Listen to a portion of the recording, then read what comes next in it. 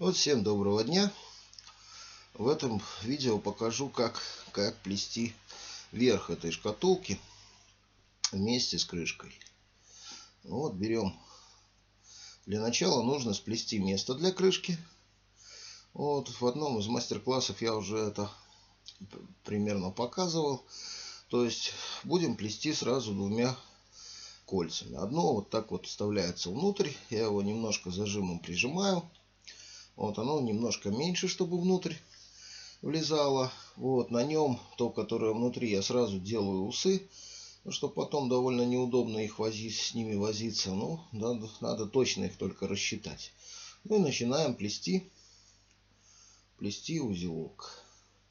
То есть снизу у нас 2 колечка сразу получается, а сверху у нас получается 1 колечко. Вот таким вот образом приплетаются. Таким образом получается утолщенный ряд, так называемый под или место под крышку, на которое уже крышка будет опираться. Вот. Ну, здесь могут быть точно так же варианты, то есть можно сделать ступеньку и сделать, чтобы крышка одевалась наверх. Ну, в этот раз я выбрал вот такой вот вариант. Вот такой с утолщенным рядом.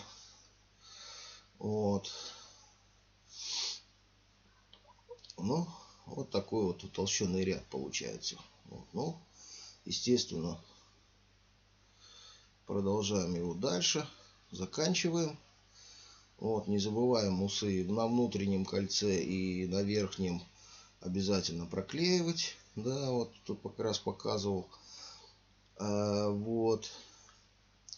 Таким вот образом у нас получится утолщенный ряд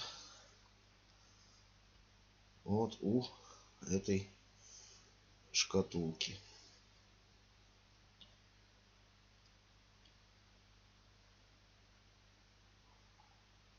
Вот. Ну, естественно, меняем ленту немножко. Обязательно пропускаем ленту через шило.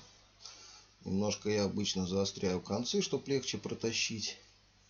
Ну и дальше уже продолжаем плести. Заканчиваем, вернее, плести вот этот вот ряд.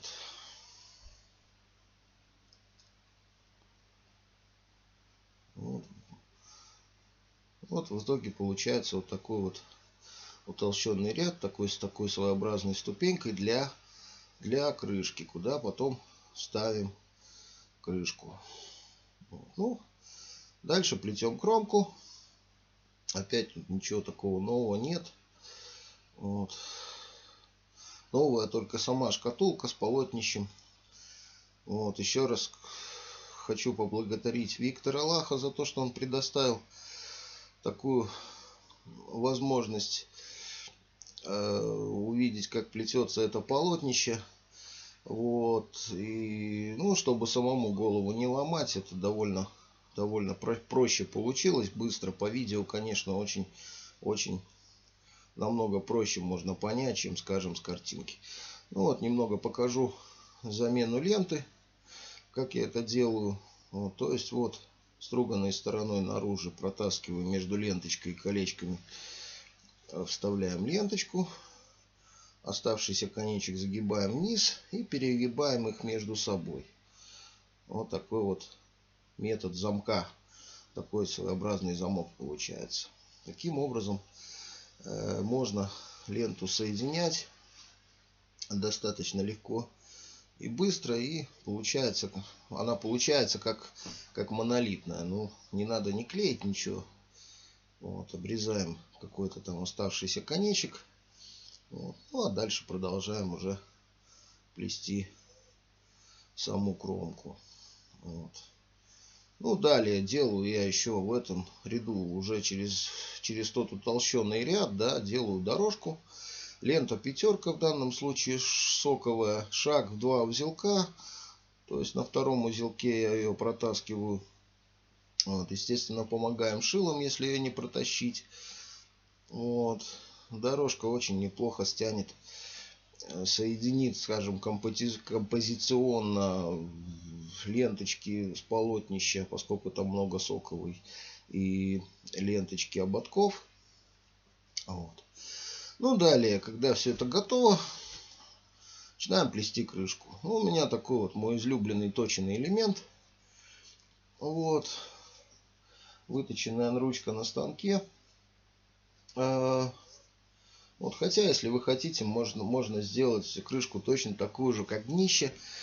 Вот, и приплести потом вместо ручки какое-то колечко. Вот как-нибудь покажу, но все как-то вот не так не доходят руки. Вот. Ну и дальше продолжаем плести точно так же, как и основание для этой же шкатулки плели. Ну, за исключением того, что нам тут не надо делать спиральку, не надо делать, ну и пару мелких колец уходит. Естественно, их не надо делать. Вот здесь сразу немножко пошире уже получается, уже так более интересно. Надо сказать, что к плетению узелком очень неплохо подходят точенные детали. Вот. Вот тут еще быстрее показываю. Пока тут ничего сложного, просто по одному узелку. Вот. Очень неплохо подходят точенные детали. Вот. У меня даже была некоторая серия работ, где точенные элементы были в основе и только немножко проплетено, так что это все довольно неплохо смотрится. Ну вот 3 ряда проплетаем по одному узелку. Это уже 3-й ряд. Вот. Ну дальше уже 4-й ряд идет, когда расстояние, еще раз повторяю, когда расстояние увеличивается и становится 2 или больше ширины ленточки. В данном случае ленточка 4 миллиметра. Вот когда расстояние получается 8 или больше даже миллиметров местами может быть. Ну, в среднем вот 2 ширины ленты, когда получается, тогда уже можно, даже нужно плести по 2 узелка. Вот, это придаст большую плотность, ну, в данном случае крышки. Вот.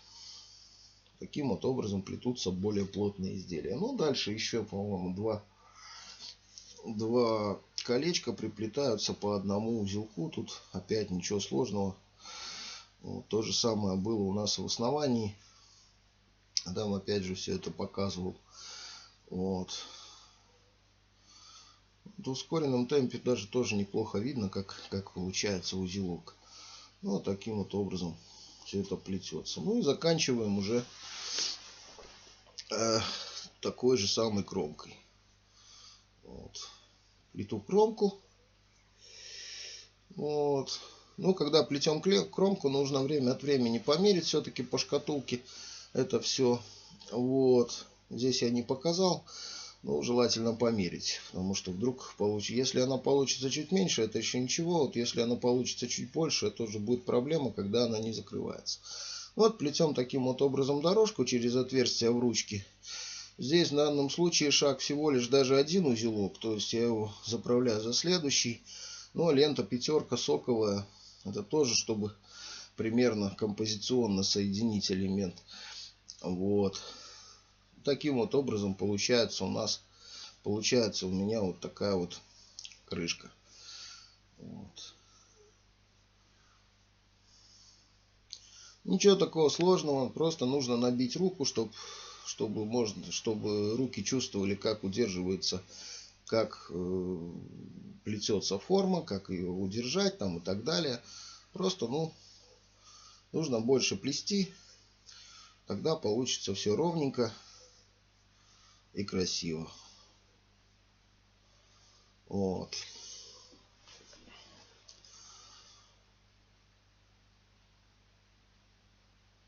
Ну, вот такая крышка в итоге получилась.